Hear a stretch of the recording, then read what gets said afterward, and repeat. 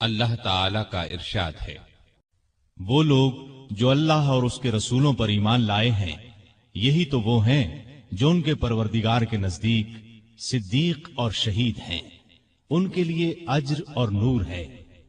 رسول اللہ صلی اللہ علیہ وسلم کا ارشاد ہے، اللہ تعالی نے عمر کے دل اور زبان پر حق جاری کر دیا ہے۔ وہ فاروق ہے جس کے ذریعے اللہ تعالی نے حق اور باطل کے درمیان فرق کیا۔ جماعت اصحاب روشن ستارے ہیں، آسمان پر موجود ستاروں کی روشنی کم و بیش ہے۔ یہی مثال صحابہ کرام رضی اللہ عنہم کی ہے، لیکن ہیں سبھی روشن۔ ان میں سب سے نمایاں، سب سے روشن اور سب سے تابناک بہرحال پہلے 4 صحابہ رضی اللہ عنہم ہی ہیں۔ یہی پہلے 4 اصحاب خلفائے راشدین ہیں۔ عشرہ مبشرہ میں بھی سب سے پہلے انہی کا نام ہے۔ آج ہم آپ کو انوکھی خصوصیات والے انسان کی کہانی سناتے ہیں۔ اللہ کے رسول صلی اللہ علیہ وسلم نے اپنے 10 صحابہ کا نام لے کر فرمایا تھا، میرے یہ 10 صحابہ جنتی ہیں۔ گویا انہیں دنیا ہی میں جنتی ہونے کی بشارت عطا ہوئی۔ ان میں سے ایک سیدنا عمر فاروق رضی اللہ عنہ ہیں۔ انبیاء کی جماعت کے بعد اور مسلمانوں کے پہلے خلیفہ راشد یار غار سیدنا ابو بکر کے بعد اس دنیا میں سب سے زیادہ فضیلت دوسرے خلیفہ راشد سیدنا عمر فاروق ہی کو حاصل ہے۔ نبی صلی اللہ علیہ وسلم نے ان کے بارے میں اس طرح دعا فرمائی تھی، اے اللہ اسلام کو عمر کے ذریعے سے قوت اور عزت دے۔ ان کے زمانے میں اسلامی حکومت 22 لاکھ مربع میل رقبے تک پھیل گئی۔ بعض موقعوں پر ان کی تائید میں آیات نازل ہوئیں۔ ان کی خلافت کا زمانہ بہترین اسلامی حکومت کا زمانہ تھا۔ اتنے بڑے حکمران ہوتے ہوئے دوپہر کے وقت شہر سے باہر گرم زمین پر کوئی پتھر وغیرہ سر کے نیچے رکھ کر قیلولہ کر لیتے تھے۔ ان کے واقعات اس قدر حیرت انگیز ہیں کہ سننے والے دنگ رہ جاتے ہیں۔ بڑے بڑے طاقتور حکمران ان کے نام سے کانپتے تھے، جبکہ خود ان کا یہ حال تھا کہ جسم پر کھردرا لباس ہوتا تھا۔ آپ یقیناً ان کی زندگی کے انوکھے اور آپ پڑھنا پسند کریں گے، لیکن آج آپ پڑھنے کی بجائے سن کر دیکھیں، آپ کو ایک عجیب سا فرحت بخش احساس ہوگا۔ سیدنا عمر فاروق رضی اللہ عنہ ہجری سال شروع ہونے سے 40 سال پہلے 583 عیسوی یا 584 عیسوی میں مکے میں پیدا ہوئے۔ نبی کریم صلی اللہ علیہ وسلم ان سے 13 سال پہلے دنیا میں تشریف لا چکے تھے۔ والدین نے نام عمر رکھا، کنیت ابو حفص تھی، لقب فاروق تھا، یعنی حق اور باطل میں فرق کرنے والا۔ یہ لقب انہیں نبی کریم صلی اللہ علیہ وسلم نے عطا فرمایا۔ حضرت عمر کا سلسلہ نسب 8ویں پشت میں نبی کریم سے جا ملتا ہے۔ آپ نے دنیا میں آنکھ کھولی تو مکے میں قریش کی سرداری تھی۔ یہ قبیلہ اسماعیل علیہ السلام کی اولاد سے تھا۔ قریش کے آگے چل کر 10 کے قریب قبیلے بن گئے۔ ان میں نبی کریم بنو ہاشم سے تھے، ابو بکر بنو تیم سے اور عمر فاروق بنو عدی سے۔ 10 کے 10 قبیلوں کے سپرد الگ الگ کام تھے۔ مثلاً کوئی خانہ کعبہ کی دیکھ بھال کرتا تھا تو کوئی حاجیوں کو پانی پلاتا تھا، کوئی جھگڑوں کے فیصلے کرتا تھا۔ بنو عدی کے ذمے 2 کام تھے۔ قریش کو کوئی ایلچی بھیجنا ہوتا تو یہ بھیجتے تھے۔ دوسرا کام یہ تھا کہ 2 گروہوں میں جھگڑا ہو جاتا تو بنو عدی کا سردار فیصلہ کرتا تھا۔ بنو عدی کے گھر صفا اور مروہ پہاڑیوں کے درمیان میں تھے۔ عمر یہیں پیدا ہوئے اور پرورش پائی۔ ان کے والد خطاب بنو عدی کے سردار تھے۔ جس زمانے میں نبی کریم صلی اللہ علیہ وسلم نے نبوت کا اعلان کیا، خطاب فوت ہو چکے تھے۔ سیدنا عمر کے بچپن کے حالات کسی کتاب میں نہیں ملتے۔ اتنا ذکر ملتا ہے کہ بڑے ہوئے تو باپ نے اونٹ چرانے پر لگا دیا۔ اونٹ چراتے ہوئے کبھی تھک کر بیٹھ جاتے تو باپ مارا کرتا تھا۔ جوانی کی عمر کو پہنچنے تک لکھنا پڑھنا سیکھ لیا تھا۔ نبی کریم صلی اللہ علیہ وسلم نے جب اعلان نبوت کیا تو قریش میں کل 17 آدمی لکھنا پڑھنا جانتے تھے۔ ان میں عمر فاروق بھی تھے۔ اس کے علاوہ انہوں نے سپاہگری، تیغ زنی اور گھڑ سواری میں کمال حاصل کیا۔ گھڑ سواری کا حال یہ تھا کہ اچھل کر گھوڑے پر بیٹھ جاتے۔ کشتی کا فن بھی سیکھا۔ اونچے قد کے طاقتور آدمی تھے، چوٹی کے کئی پہلوانوں سے مقابلے جیتے، شاعر نہیں تھے، اشعار پسند کرتے تھے، تقریر کرنے کا ڈھنگ بھی آتا تھا، مزاج میں غصہ اور سختی تھی۔ جوان ہونے پر تجارت کا پیشہ اختیار کیا۔ نبی کریم نے نبوت کا اعلان کیا تو ان کی عمر 27 سال تھی۔ اس وقت قریش میں بہت اونچی حیثیت کے مالک تھے، مکے کے معزز لوگوں میں شمار ہوتا تھا۔ ان کے بھائی زید بن خطاب، بہن فاطمہ بنت خطاب اور بہنوئی سعید بن زید نے جلد ہی اسلام قبول کر لیا، لیکن عمر اپنے باپ دادا کے مذہب پر سختی سے قائم رہے، ڈٹ کر اسلام کی مخالفت کی، مسلمان ہو جانے والوں کو مارتے پیٹتے تھے۔ مارتے پیٹتے 6 سال گزر گئے، لیکن عمر کسی ایک انسان کو بھی اسلام سے نہ پھیر سکے۔ اس دوران میں کچھ واقعات ایسے پیش آئے جن کی وجہ سے وہ سخت الجھن میں پڑ گئے۔ کبھی اسلام کی طرف مائل ہوتے، کبھی مسلمانوں کے خلاف نفرت محسوس کرتے۔ اس کی وجہ یہ تھی کہ رسول کریم صلی اللہ علیہ وسلم کے متعلق قریش کے کافروں نے مشہور کر رکھا تھا کہ وہ جادوگر ہیں۔ اس زمانے میں ایک روز انہوں نے رسول پاک صلی اللہ علیہ وسلم کو حرم شریف کے اندر نماز پڑھتے دیکھا تو وہ آپ کے پیچھے کھڑے ہو گئے۔ اس وقت آپ صلی اللہ علیہ وسلم قرآن پاک کی سورۃ الحاقہ کی بلند آواز میں تلاوت کر رہے تھے۔ اللہ کے کلام نے ان پر بہت اثر کیا، انہیں یقین ہو گیا کہ آپ نہ تو جادوگر ہیں اور نہ شاعر ہیں۔ دل میں اسلام کے لیے نرم گوشہ پیدا ہو گیا، لیکن باپ دادا کا مذہب چھوڑنے پر اب بھی تیار نہ ہوئے۔ قاسم بن عثمان کی روایت میں آیا ہے کہ ایک دن طبیعت نے جوش مارا، ارادہ کیا کہ جس ہستی کی وجہ سے وہ الجھن میں ہیں کیوں نہ انہیں ختم کر دیں۔ چنانچہ ننگی تلوار ہاتھ میں لے کر نکلے۔ راستے میں ایک مسلمان نعیم بن عبداللہ مل گئے۔ انہوں نے پوچھا، خیر تو ہے؟ ننگی تلوار لیے کہاں جا رہے ہیں؟ بولے، محمد کو قتل کرنے جا رہا ہوں۔ نعیم نے کہا کہ پہلے اپنے گھر کی خبر تو لیں، آپ کی بہن اور بہنوئی مسلمان ہو چکے ہیں۔ سیدنا عمر الٹے پاؤں بہنوئی کے گھر پہنچے۔ اس وقت ان کے بہنوئی سعید بن زید اور فاطمہ بنت خطاب کے گھر میں رسول اللہ صلی اللہ علیہ وسلم کے ایک صحابی خباب بن ارت بھی موجود تھے۔ خباب بن ارت انہیں قرآن سکھا رہے تھے۔ عمر نے دروازے پر دستک دی تو خباب گھر کے ایک حصے میں چھپ گئے۔ فاطمہ نے قرآن کے اوراق چھپا دیے، لیکن عمر تلاوت کی آواز سن چکے تھے۔ اندر پہنچ کر پوچھا، کیا پڑھ رہے تھے؟ مجھے معلوم ہوا ہے کہ تم مسلمان ہو چکے ہو، اپنے باپ دادا کے مذہب سے پھر گئے ہو۔ یہ کہہ کر انہوں نے دونوں کو مارنا پیٹنا شروع کر دیا۔ بہن کے سر پر ایک لکڑی ماری، ان کے سر سے خون بہ نکلا۔ اس وقت دونوں میاں بیوی کے منہ سے نکلا، ہاں اے عمر، ہم مسلمان ہو چکے ہیں، اللہ کے رسول پر ایمان لے آئے ہیں، تم سے جو ہو سکے کر لو، اسلام تو اب ہمارے دلوں سے نہیں نکل سکتا۔ عمر نے بہن کا خون دیکھا اور یہ الفاظ سنے تو غصہ ٹھنڈا ہو گیا۔ بولے، اچھا جو تم پڑھ رہے تھے مجھے دکھاؤ۔ بہن نے اوراق انہیں دے دیے، ان پر سورہ طٰہٰ لکھی تھی۔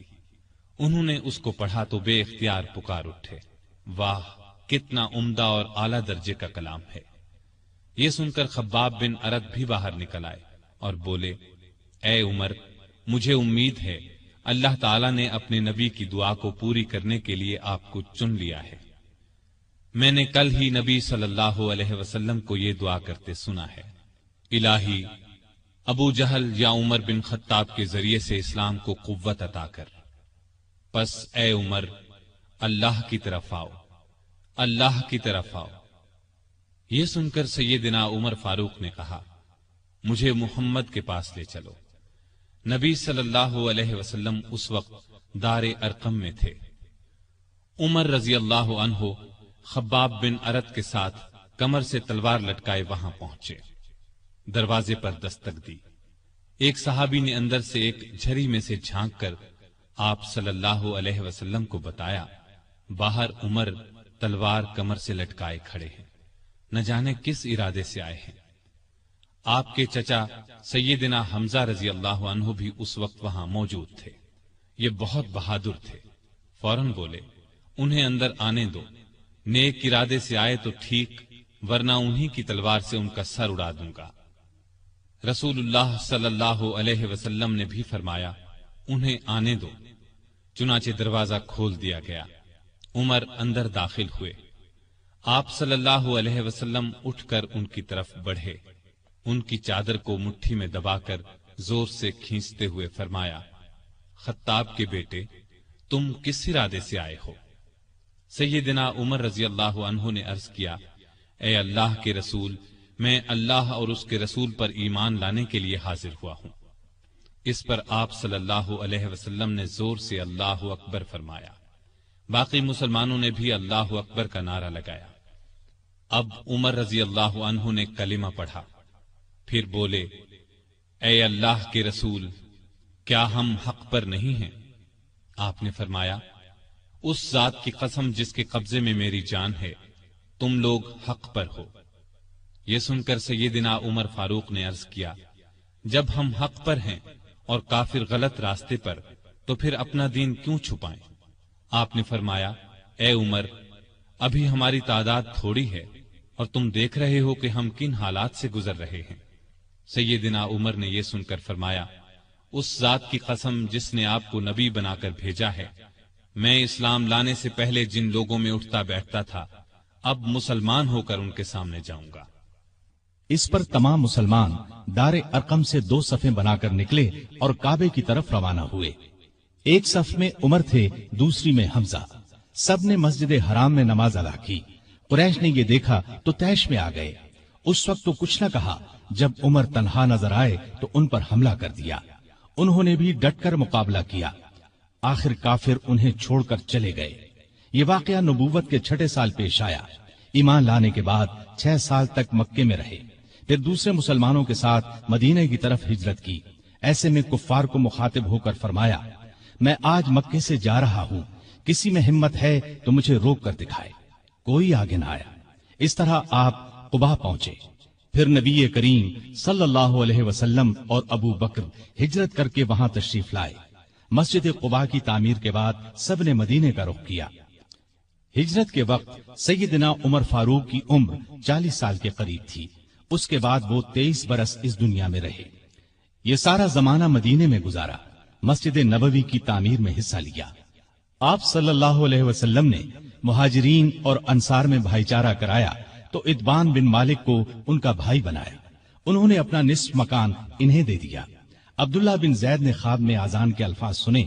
उन्होंने ये अल्फाज नबी करीम सल्लल्लाहु अलैहि वसल्लम को सुनाए तो आप सल्लल्लाहु अलैहि वसल्लम ने सैयदना बिलाल को हुक्म दिया, अजान कहें।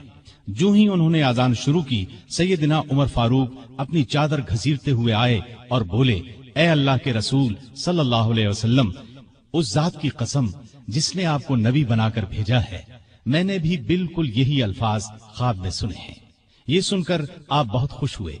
आज तक अजान इन्हीं अल्फाज में दी जा रही है और क़यामत तक दी जाती रहेगी। हिजरत के दूसरे साल बद्र की लड़ाई पेश आई।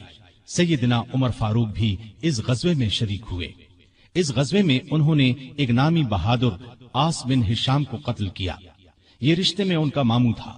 अगले साल उहद की लड़ाई हुई। सैयदना उमर उस लड़ाई में भी शरीक हुए। बद्र की लड़ाई में उमर फारूक की बेटी सैयदा हफ्सा बेवा हो गई थी। नबी करीम सल्लल्लाहु अलैहि वसल्लम की ख्वाहिश पर सैयदना उमर ने उनका निकाह आपसे कर दिया। इस तरह वो रसूल करीम सल्लल्लाहु अलैहि वसल्लम के सुसर बने। उनकी बेटी को मोमिनों की मां का दर्जा हासिल हुआ। हिजरत के 5वें साल शव्वाल में खंदक की लड़ाई पेश आई। सैयदना उमर ने भी खंदक खोदी। खंदक के एक हिस्से की हिफाजत सैयदना उमर के सपुर्द की गई। बाद में उस जगह उनके नाम से मस्जिद तामीर की गई जो आज भी मौजूद है। हिजरत के 6ठे साल नबी करीम सल्लल्लाहु अलैहि वसल्लम ने काबे की जियारत का इरादा फरमाया। आप 1400 सहाबा के साथ रवाना हुए। उनमें सैयदना उमर भी थे। हुदैबिया के मकाम पर काफिरों से जो मुआहदा हुआ तो कुछ दूसरे सहाबा के साथ वो सैयदना उमर पर भी गिरां गुजरा। वो रसूलुल्लाह सल्लल्लाहु अलैहि वसल्लम की खिदमत में हाजिर हुए और अर्ज की, क्या आप अल्लाह के सच्चे नबी नहीं हैं? आपने फरमाया, यकीनन मैं अल्लाह का सच्चा नबी हूँ। कहा, क्या हम हक पर और हमारा दुश्मन बातिल पर नहीं है? आपने फरमाया, हम हक पर और हमारा दुश्मन बातिल पर है। कहा, ए अल्लाह के रसूल, जब हम हक पर और हमारा दुश्मन बातिल पर है तो फिर दबकर क्यों सुलह करें? آپ نے فرمایا میں اللہ کا رسول ہوں، اللہ کے حکم کے خلاف نہیں کرتا، وہی میرا مددگار ہے۔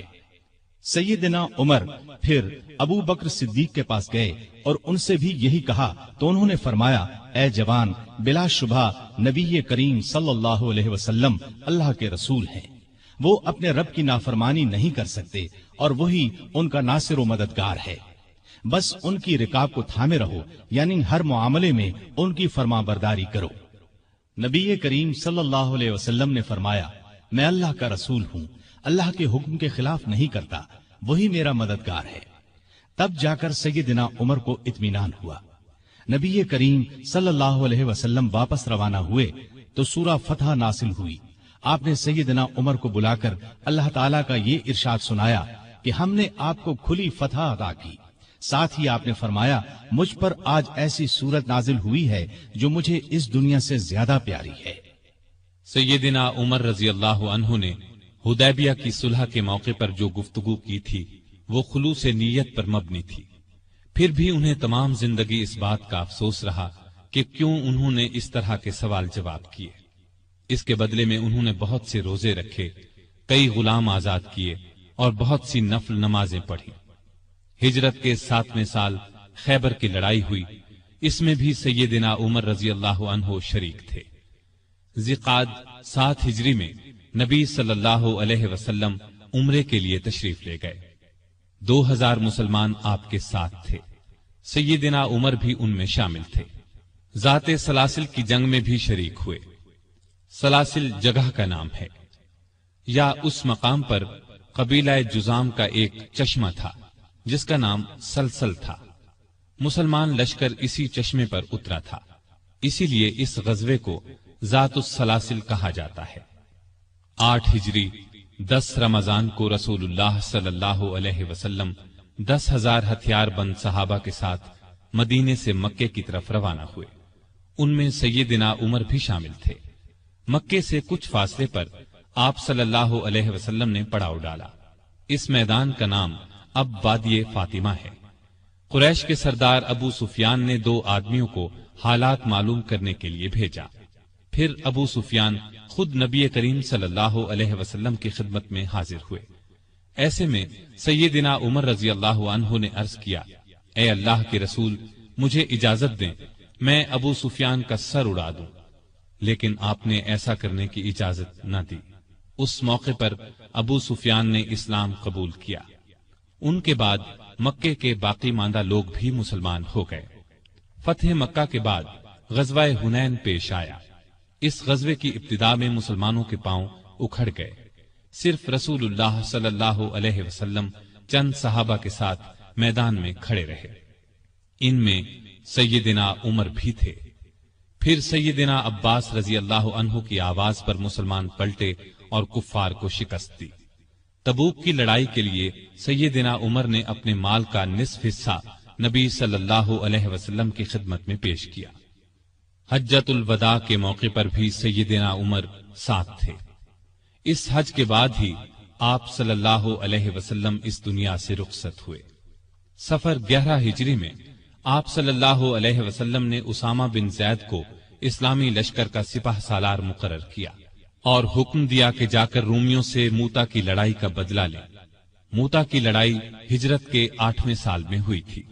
اس میں اسامہ کے والد زید اور بہت سے صحابہ رضی اللہ عنہم شہید ہو گئے تھے۔ چنانچہ آپ نے یہ لشکر روانہ فرمایا۔ اس میں بڑے بڑے صحابہ کے ساتھ سیدنا عمر بھی شریک تھے۔ آپ صلی اللہ علیہ وسلم نے رحلت فرمائی تو سیدنا عمر رضی اللہ عنہ کو آپ کی وفات کا یقین ہی نہیں آتا تھا۔ وہ یہ اعلان کر رہے تھے جو شخص یہ کہے گا کہ رسول اللہ صلی اللہ علیہ وسلم نے وفات پائی ہے، میں اس کی گردن اڑا دوں گا۔ پھر ابو بکر رضی اللہ عنہ کے سمجھانے پر یقین آیا کہ نبی صلی اللہ علیہ وسلم رحلت فرما چکے ہیں۔ آپ صلی اللہ علیہ وسلم کی وفات کے بعد خلافت کے مسئلے پر مسلمانوں میں اختلاف پیدا ہوا تو اس موقع پر سیدنا عمر نے ابو بکر رضی اللہ عنہ کا نام خلافت کے لیے سب کے سامنے رکھا۔ سبھی نے اس سے اتفاق کیا۔ ابو بکر کے بارے میں سیدنا عمر کے یہ الفاظ ہیں: ابو بکر रसूलुल्लाह सल्लल्लाहु अलैहि वसल्लम के सहाबी हैं, गार के साथी हैं।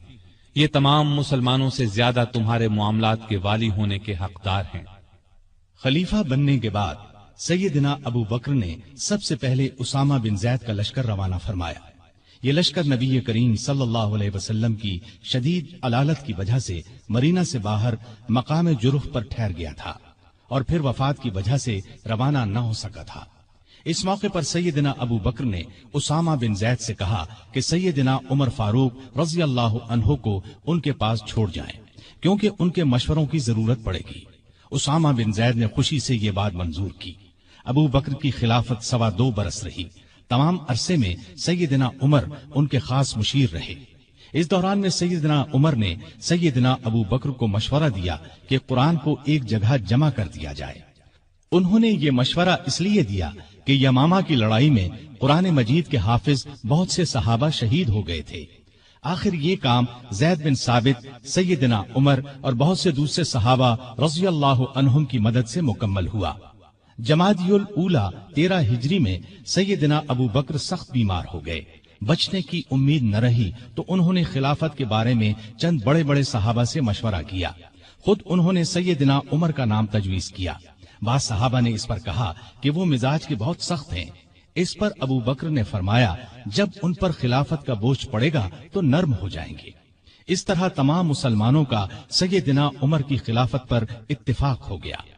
सैयदना अबू बकर ने आखिर वक्त में सैयदना उमर को ये वसीयत की कि इराक में मुसलमान ईरानियों से लड़ रहे हैं, उनके लिए फौरन मदद भेजी जाए।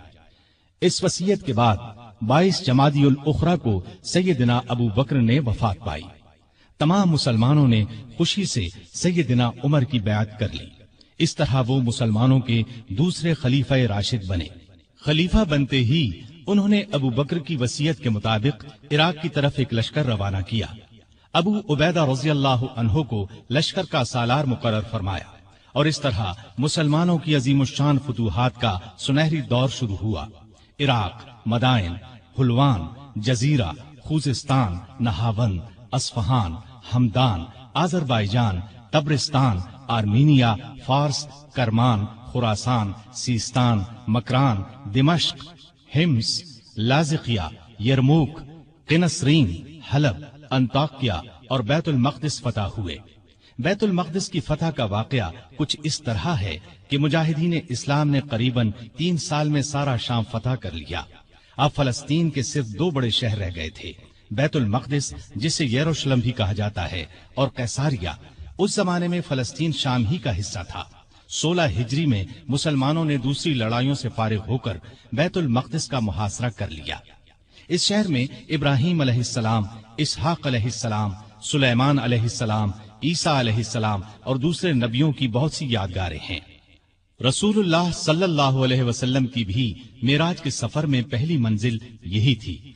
मुसलमानों का पहला किबला भी यही था।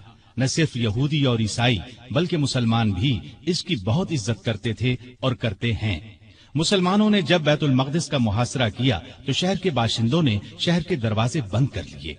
चंद दिन तो इस तरह गुजरे, फिर उन्होंने मुसलमानों के सिपह सालार अबू उबैदा बिन जर्राह को पैगाम भेजा कि हम शहर मुसलमानों के हवाले करने के लिए तैयार हैं, लेकिन शर्त यह है कि मुसलमानों के खलीफा खुद यहाँ आए और सुलह का मुआहदा करें। अबू उबैदा बिन जर्राह ने ये बात सैयदना उमर को लिख भेजी। खलीफा सानी सैयदना उमर ने सहाबा से मशवरा करके वहां जाने का फैसला किया। आपने रजब 16 हिजरी में हजरत अली रज़ी अल्लाह अन्हु को अपना कायम मकाम बनाया और रवाना हो गए। उस वक्त दुनिया के बड़े बड़े हुक्मरान उनका नाम सुनकर कांपते थे, लेकिन अपने वक्त के सबसे बड़े हाकिम के सफर का हाल ये था कि चंद बुजुर्ग सहाबा के सिवा उनके साथ कोई नहीं था। फौज, न खेमे, न कारे, न झंडे, एक ऊंट पर सवार थे। उस पर सत्तू और खजूर के 2 थैले लादे हुए थे। एक तरफ पानी की मश्क लटक रही थी। रास्ते में खाने का वक्त आता तो सब मिलकर खा लेते। आपका लिबास बहुत मामूली सा था। बैतुल मक़दिस के करीब पहुंचे तो सहाबा ने मशवरा दिया कि लिबास तब्दील कर ले। कीमती पोशाक पेश की, लेकिन आपने वो लिबास पहनने से इनकार कर दिया और फरमाया, अल्लाह ने हमें जो इज्जत दी है वो इस्लाम की वजह से है और हमारे लिए यही काफी है। غرض اسی حالت میں شہر میں داخل ہوئے۔ عیسائیوں نے شہر آپ کے حوالے کر دیا۔ مسلمانوں نے وہاں ایک مسجد بنائی، اس کا نام مسجد عمر رکھا۔ یہ آج بھی موجود ہے اور اب تک مسجد عمر کہلاتی ہے۔ 14 ہجری میں مسلمانوں نے ہمس کو فتح کر لیا تھا۔ 17 ہجری کو روم کے بادشاہ ہرقل نے ہمس مسلمانوں سے چھیننے کے لیے سمندر کے راستے فوج بھیجی۔ اس فوج نے ہمس کا محاصرہ کر لیا۔ جزیرے کے لوگوں نے بھی ہرقل کو ایسا کرنے پر اکسایا تھا، چنانچہ جزیرے سے بھی 30,000 فوج آ کر ہرقل کی فوج سے مل گئی۔ سیدنا ابو عبیدہ بن جراح رضی اللہ عنہ نے ان حالات کی اطلاع سیدنا عمر فاروق کو بھیجی تو انہوں نے ان کی مدد کے لیے مزید فوج روانہ کی۔ دوسری طرف سہیل بن عدی کی سرکردگی میں ایک فوج جزیرے کی طرف روانہ کر دی۔ خود بھی مدینے سے چل کر دمشق آ گئے تاکہ نزدیک سے تمام حالات پر نظر رکھ سکیں۔ سہیل بن عدی جزیرے کی طرف بڑھے تو جزیرے سے ہمس کی طرف روانہ ہونے والی فوج کو اپنے گھر کی فکر پڑ گئی۔ وہ ہرقل کی فوج کا ساتھ چھوڑ کر واپس جزیرے چلے گئے۔ ادھر ابو عبیدہ بن جراح نے خالد بن ولید کے مشورے سے شہر سے نکل کر ہرقل کی فوج پر حملہ کر دیا۔ گھمسان کی لڑائی کے بعد رومیوں نے بدترین شکست کھائی۔ 4,000 رومیوں نے اسلام قبول کر لیا، 4,000 مارے گئے اور باقی بھاگ نکلے۔ اس لڑائی کے بعد پھر کبھی ہرقل کو شام پر چڑھائی کی جرت نہ ہوئی۔ 18 ہجری میں عراق میں طاعون کی وبا پھیلی، اس میں بڑے بڑے صحابہ فوت ہو گئے۔ چند ایک کے نام یہ ہیں: ابو عبیدہ بن جراح جو مسلمانوں کی فوج کے سپہ سالار بھی تھے، معاذ بن جبل رضی اللہ عنہ، یزید بن ابی سفیان رضی اللہ عنہ، شرحبیل بن حسنہ رضی اللہ عنہ اور کئی بڑے بڑے صحابہ اس وبا میں فوت ہوئے۔ دور فاروقی میں عرب میں قحط پڑا، ایسے میں سیدنا عمر نے رعایا کی خبر گیری میں دن رات ایک کر دیا۔ انسانوں کے لیے خوراک تھی نہ جانوروں کے لیے۔ سیدنا عمر کو انسانوں اور جانوروں کی یہ بدحالی دیکھ کر بہت صدمہ ہوا۔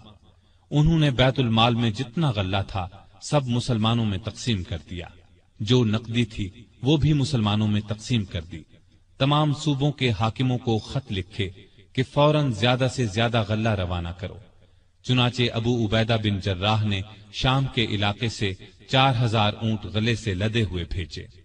عمرو بن عاص نے مصر سے سمندر کے راستے بحری جہاز روانہ کیے۔ ان میں ہر جہاز پر 6,000 من غلہ لدا ہوا تھا۔ جب یہ جہاز مدینے کی قریبی بندرگاہ پر پہنچے تو سیدنا عمر خود انہیں دیکھنے کے لیے بندرگاہ پہنچے۔ غلے کو حفاظت سے رکھنے کے لیے بندرگاہ میں 2 بڑے بڑے مکان بنوائے۔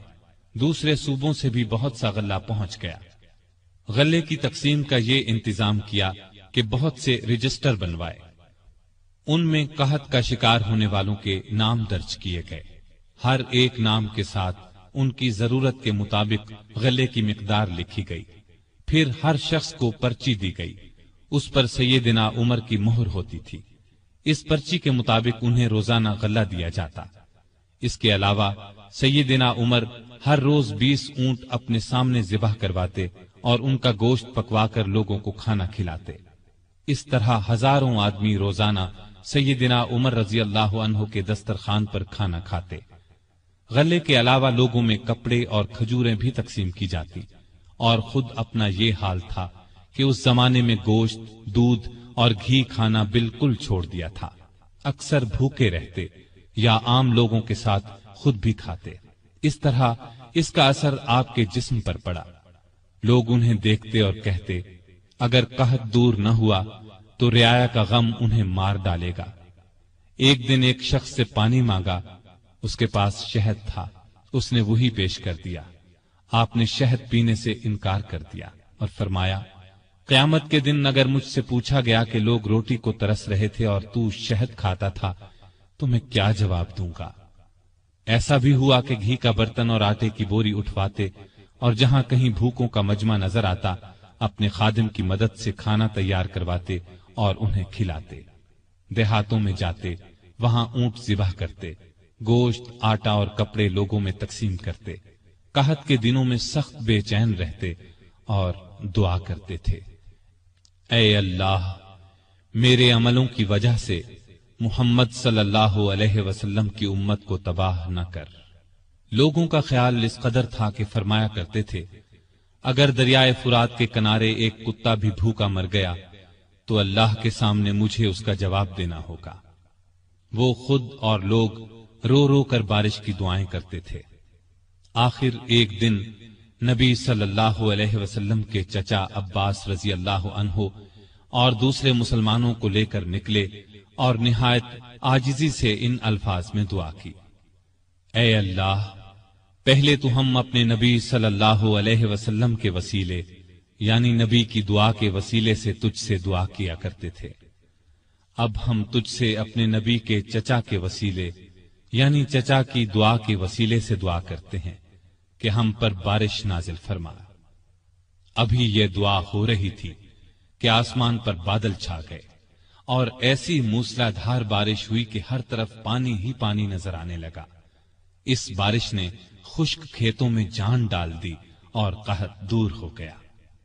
بیت المقدس کی فتح کے بعد شام میں قیصاریہ کا شہر باقی رہ گیا تھا۔ اس پر ابھی تک رومیوں کا قبضہ تھا۔ بحیرہ روم کے ساحل پر ایک بہت بڑا شہر تھا۔ یہ مہم امیر معاویہ کے سپرد کی گئی۔ انہوں نے شہر کو فتح کیا۔ 80,000 رومیوں میں سے بہت کم زندہ بچے۔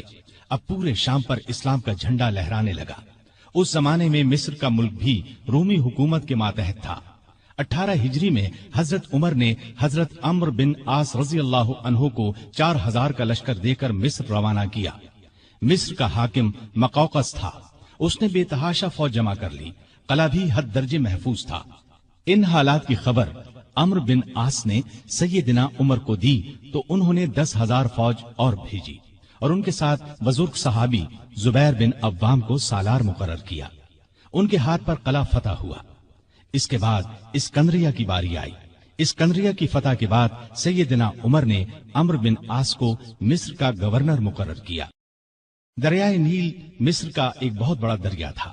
تاریخ میں ہے کہ ایک دن بہت سے مصری عمرو بن عاص کے پاس آئے اور کہا، اس سال دریائے نیل میں پانی بہت کم رہ گیا ہے، ہماری فصلیں برباد ہو رہی ہیں۔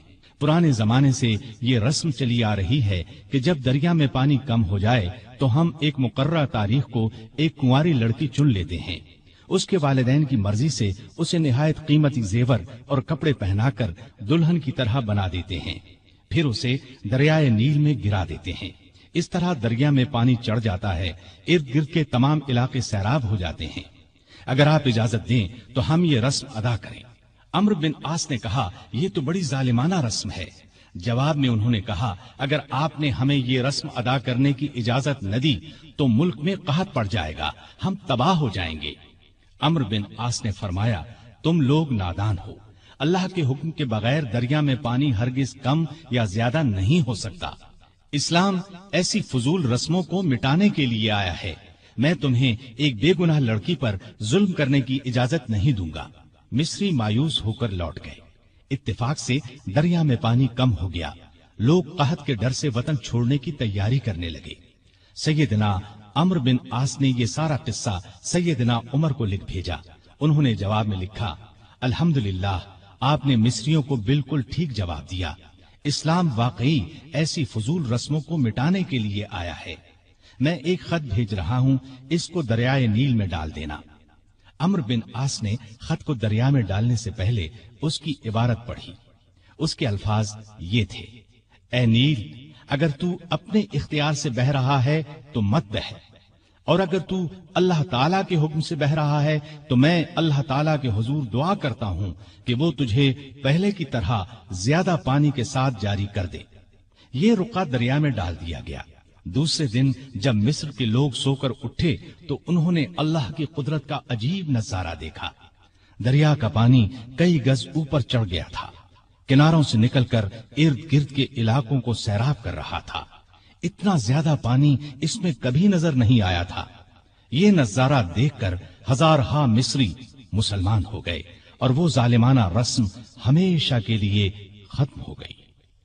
سیدنا عمر رضی اللہ عنہ کے دور میں اسلامی حکومت 22 لاکھ مربع میل تک پھیل گئی۔ اس میں عرب کے علاوہ عراق، ایران، مصر، فلسطین، بحرین، آرمینیا، آذربائیجان، سیستان وغیرہ بہت سے ملک شامل تھے۔ اتنے بڑے ملک کا انتظام سیدنا عمر نے بہت خوبی سے کیا۔ اسلامی سلطنت کو صوبوں میں تقسیم کر دیا، پھر ہر صوبے کو بہت سے ضلعوں میں تقسیم کیا۔ عام طور پر ایک صوبے میں 10 سے لے کر 20 تک ضلع ہوتے تھے۔ ملک کا انتظام صحابہ کرام رضی اللہ عنہم کے مشورے سے کرتے تھے۔ مشورہ کرنے کے لیے انہوں نے ایک مجلس بنائی، اس میں سوجھ بوجھ رکھنے والے بڑے بڑے جلیل القدر صحابہ شامل تھے۔ اس مجلس کو مجلس شورا کہا جاتا تھا۔ اس کے اجلاس مسجد نبوی میں ہوتے تھے۔ ہر صوبے کا ایک گورنر مقرر کیا جاتا تھا۔ خود بالکل سادہ زندگی بسر کرتے تھے۔ یہی ہدایت گورنروں کو تھی۔ عہدے داروں کی نگرانی خود کرتے تھے۔ حج کے زمانے میں چاروں طرف سے آئے ہوئے لوگوں سے ان کے گورنروں کے حالات پوچھتے، لوگ بے دھڑک شکایت کرتے، لوگوں کے سامنے اس قسم کا خطبہ دیتے: لوگوں، تم پر جو لوگ حاکم مقرر کیے گئے ہیں وہ اس لیے نہیں بھیجے گئے کہ تمہیں ماریں پیٹیں اور تمہارا مال چھین لیں، بلکہ انہیں میں اس لیے بھیجتا ہوں کہ وہ تمہیں رسول اللہ صلی اللہ علیہ وسلم کے طریقے سکھائیں۔ اگر کسی نے اس کے خلاف کیا ہے تو مجھ سے بیان کرو تاکہ میں اس کا بدلہ لوں۔ لوگوں کو عام اجازت تھی کہ وہ کسی وقت بھی اپنی شکایت پیش کر سکتے تھے۔ ایک مرتبہ مصر کے ایک غریب شخص نے شکایت کی کہ گورنر کے بیٹے نے بلا وجہ اسے پیٹا ہے۔ آپ نے باپ بیٹے کو بلوا لیا۔ جب دونوں آ گئے تو سیدنا عمر نے اس غریب کو کوڑا دے کر فرمایا: جتنے کوڑے اس نے تمہیں مارے تھے اتنے ہی تم اسے مارو۔ اس غریب نے کوڑے مارنے شروع کیے۔ جب تعداد پوری ہو گئی تو عمر نے فرمایا: اب 2-4 کوڑے گورنر کو بھی مارو، لیکن اس غریب نے ایسا کرنا پسند نہ کیا۔ جزیرے کے گورنر کے بارے میں اطلاع ملی کہ وہ باریک لباس پہنتے ہیں، دروازے پر دربان بھی مقرر کر رکھا ہے۔ آپ نے انہیں فوراً بلوا لیا، ان کے کپڑے اتروا کر بالوں کا بنا ہوا کرتا پہنا دیا اور بکریوں کا ایک ریوڑ منگوا کر انہیں حکم دیا کہ جنگل میں جاؤ اور ان بکریوں کو چراؤ۔ گورنر کا نام ایاز بن غنم تھا۔ وہ رسول اللہ صلی اللہ علیہ وسلم کے صحابی تھے، ایک صوبے کے گورنر تھے۔ اس لیے جب انہوں نے کہا کہ وہ آئندہ ایسا لباس نہیں پہنیں گے تو عمر نے انہیں معاف کر دیا اور عہدے پر واپس بھیج دیا۔ ایاز بن غنم جب تک زندہ رہے موٹا لباس پہنتے رہے، پھر انہوں نے کبھی باریک لباس پہنا نہ دروازے پر دربان رکھا۔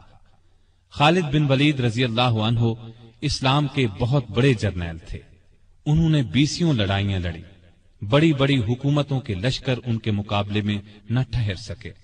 سیدنا عمر کے زمانے میں جب خالد بن ولید فتوحات پر فتوحات حاصل کر رہے تھے تو عین اس حالت میں عمر نے انہیں سپہ سالاری سے معزول کر دیا۔